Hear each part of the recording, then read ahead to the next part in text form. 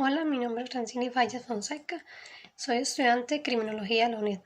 En esta ocasión voy a desarrollar un video acerca de la victimosmática, la cual corresponde a una tarea del curso de victimología, el cual es impartido por el profesor Randall Picado. Antes de entrar en materia, me gustaría compartir una frase de Laura Jiménez, la cual dice que la criminología es un gran antídoto contra el virus de la criminalidad. Básicamente los objetivos de este trabajo son definir el concepto de victimosmática, comprender los factores biológicos y psicológicos que caracterizan a las víctimas, poder comprender las diferencias entre el derecho penal y el derecho victimal, por lo que básicamente el propósito o el fin último es conocer la relación entre victimosmática y proceso penal.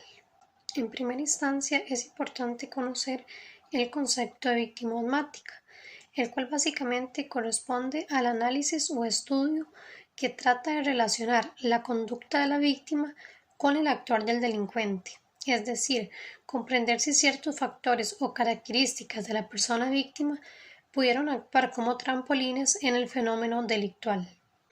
De manera más específica, se destaca que la victimosmática es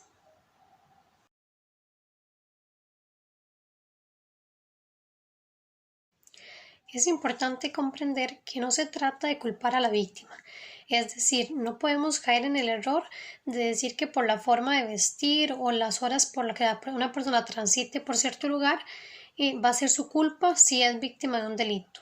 Y es por ello que actores como Luis Rodríguez consideran que esa teoría es una equivocación, pues lastimosamente se cae en el arte de culpar a la víctima, en donde aparte del daño recibido se desprotege y se sanciona a la persona por haber propiciado la ejecución del delito. Sin duda, la victimosmática es un concepto bastante difícil de comprender o de entender cómo funciona. Quizás un ejemplo más claro es un caso en donde una femenina pues acude al juzgado más cercano para poner medidas cautelares a su expareja, porque ésta la acosa, le manda mensajes, la amenaza, etc. Una vez que impone las medidas, pues el masculino ahora las acata, pero empieza la mujer a mandar mensajes, a decirle que se vean, a ofenderle, hasta que llega un punto donde el masculino y pues entra en ira y llega a su casa y le hace un escándalo. Entonces obviamente la mujer víctima, vuelve al juzgado o a la fiscalía y expone el caso. Ahora ella indica que la persona tiene medidas cautelares y se acercó y la ofendió, pero se comprueba, ¿verdad? El masculino puede comprobar que él actuó de esa manera porque la persona víctima le estuvo acosando, le estuvo mandando o haciendo esa presión externa que llamamos. Es aquí donde el fiscal a cargo o el juez debe hacer uso de la victimosmática, es decir, comprender o entender hasta qué grado la persona víctima coadyuvó a que esa persona, ese masculino, actuara de esa forma. Entonces, básicamente no se trata de defender a la víctima y culpar al victimario o viceversa, sino realmente de comprender en qué grado de responsabilidad tienen ambas partes en el proceso penal. Es decir, se busca una justicia más equitativa. A nivel personal considero que la victimosmática es importante porque permite evitar el uso de sanciones erróneas o injusticias, en donde al analizar el grado de participación de las partes involucradas se logre tomar las mejores decisiones. Seguidamente, es importante reconocer algunos aspectos o factores psicológicos y biológicos que caracterizan a las víctimas. Sin embargo, hay que ser conscientes de que yo no puedo decir, bueno, estas características quiere decir que una persona va a ser víctima. Eso sería, ¿verdad? Eso sería equívoco. Porque si bien es cierto que hay factores, como lo estamos mencionando, no es que siempre va a ser igual, no se puede generalizar. Es decir, por ejemplo, para muchas personas o muchos actores, el que una persona vista bien o se vea adinerada le da más chance de ser víctima, por ejemplo, de un asalto. Sin embargo, yo no puedo decir que todas las personas que visten bien van a ser asaltadas, ¿verdad? Eso sería erróneo. Por lo tanto, vamos a sacar algunas características que a través de estadísticas y demás estudios se han comprobado que pueden incentivar a ser víctimas de un delito, pero no es que existe, por así decirlo, una lista de características exactas. Por lo tanto, podemos determinar que algunos factores biológicos, psicológicos y socioculturales que inciden o que caracterizan a las personas víctimas son la drogadicción, el desempleo, la pobreza, el fácil acceso que hay ahorita a las sustancias psicotrópicas, las personas que tienen discapacidades físicas o mentales que les permite tomar decisiones o reconocer lo bueno de lo malo. Otra característica también es la presión externa, la falta de herramientas preventivas que orienten a las personas a cómo reducir el índice victimal o la posibilidad de ser víctima de un delito. Además, otros aspectos como personas poco sociables, personas depresivas, personas que vienen de hogares violentos, hacen que sean vistos como incapaces de defenderse, entonces eso actúan como tiros al blanco para los delincuentes. En este aspecto juega un papel importante la teoría de la elección racional, la cual básicamente nos dice que el delincuente no actúa al azar, ¿verdad? El delincuente analiza todo el escenario, analiza los puntos positivos y los negativos, elige la víctima según lo que él vea más beneficioso. Obviamente, por ejemplo, un asaltante va por las calles y se ve a una mujer acompañada de su pareja y por otro lado ve a una mujer sola que anda con el celular en mano. Obviamente su teoría, ¿verdad? Su sentido común va a ser asaltar a la mujer que va sin acompañante, ¿verdad? Porque eso le facilita su accionar. Entonces, básicamente, al analizar el costo, se da cuenta que el beneficio es mayor, ¿verdad? O sea, es un análisis de costos y beneficios y pues siempre, ¿verdad? El victimario va a elegir las características que reúnan mayores beneficios. Entonces se reconoce que los factores antes mencionados están correlacionados con la víctima, por lo que se destaca lo siguiente.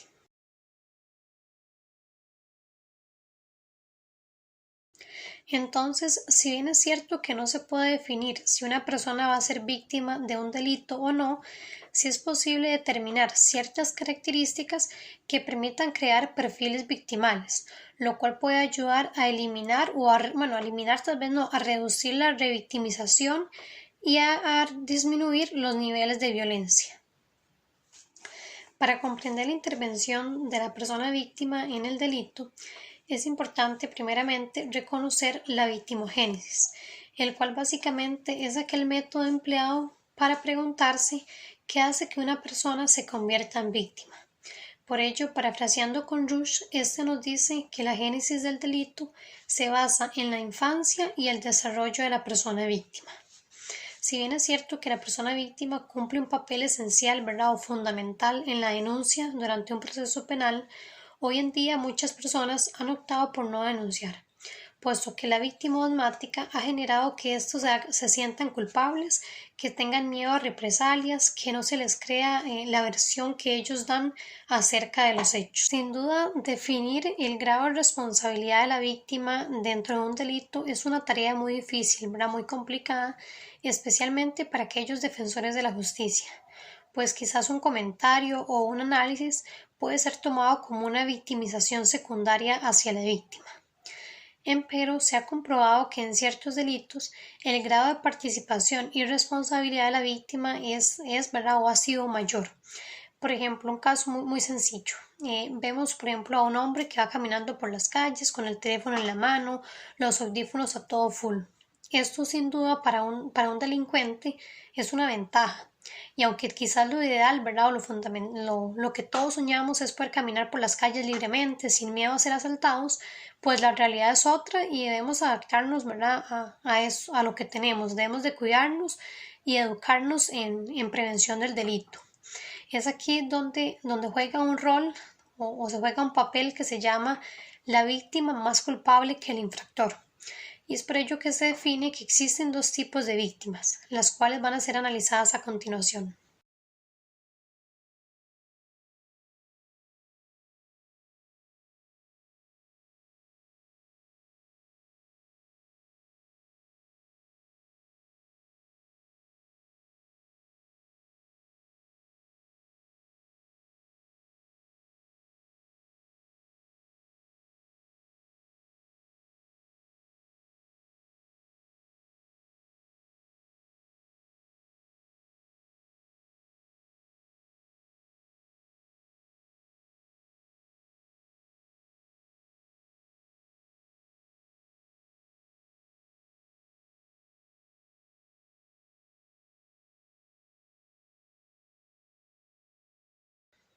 Es por ello que, de acuerdo a la Corte Internacional de los Derechos Humanos, en el delito se debe analizar como una pareja delictiva, en donde se logre comprender, analizar y explicar si en efecto la víctima participó o no o fue la responsable del hecho delictivo. Seguidamente, es importante comprender la relación de ciertos conceptos, iniciando por la victimología, la cual es básicamente aquella ciencia encargada de estudiar las características y necesidades de la víctima, dotándola de apoyo y el tratamiento adecuado para reparar el daño causado. Por otro lado, tenemos la victimosmática, la cual pretende analizar la influencia y grado de responsabilidad de la víctima dentro del delito. Y seguidamente la psicología victimal, lo cual lo que pretende es analizar las consecuencias psicológicas del delito y la conducta de la víctima. Además, esta se destaca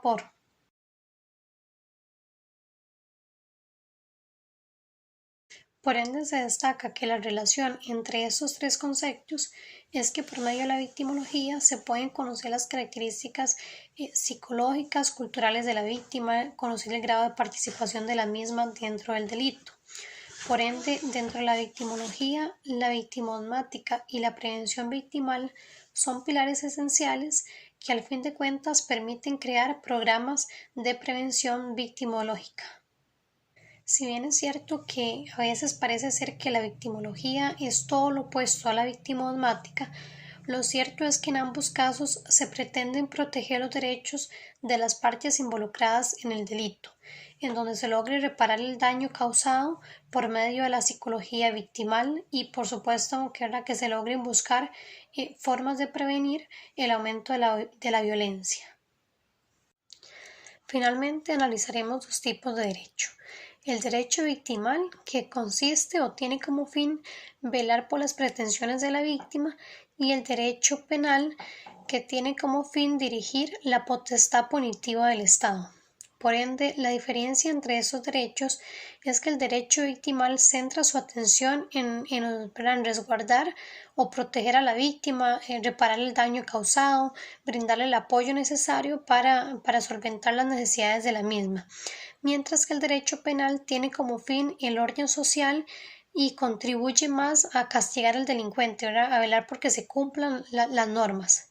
Entonces, si bien es cierto, ¿verdad?, que el derecho penal es fundamental porque es el que permite el orden social, es necesario brindar un apoyo a la víctima, brindar también herramientas que permitan prevenir el aumento de la violencia, el aumento de la delincuencia, y con ello, ¿verdad?, que el número de víctimas sea mayor. En conclusión, se destaca la importancia de analizar, conocer y explicar las causas del delito y las partes involucradas, en donde se logre aclarar si la responsabilidad de la víctima en los hechos tuvieron un peso mayor en la ejecución del acto. Como futuros criminólogos, es fundamental aprender a diagnosticar o a crear posibles perfiles victimales, en donde se logre detectar ciertas conductas o factores que intervienen o generan que exista un mayor riesgo de ser víctimas de un delito. La sociedad tiene la necesidad de contar con un Estado y con autoridades comprometidas en su labor, en donde la revictimización no sea un camino que deban de atravesar las personas cada vez que se acercan a denunciar un hecho delictivo, pues solo de este modo se logrará una mayor y mejor intervención de la víctima en los procesos de denuncia. Concluyentemente, se destaca que el derecho penal carece de herramientas y bases capaces de brindar una adecuada protección de la víctima, en donde se debe reconocer que no solo consiste en castigar a los responsables de los delitos, sino a resguardar a la víctima durante todo el proceso penal e incluso después del mismo.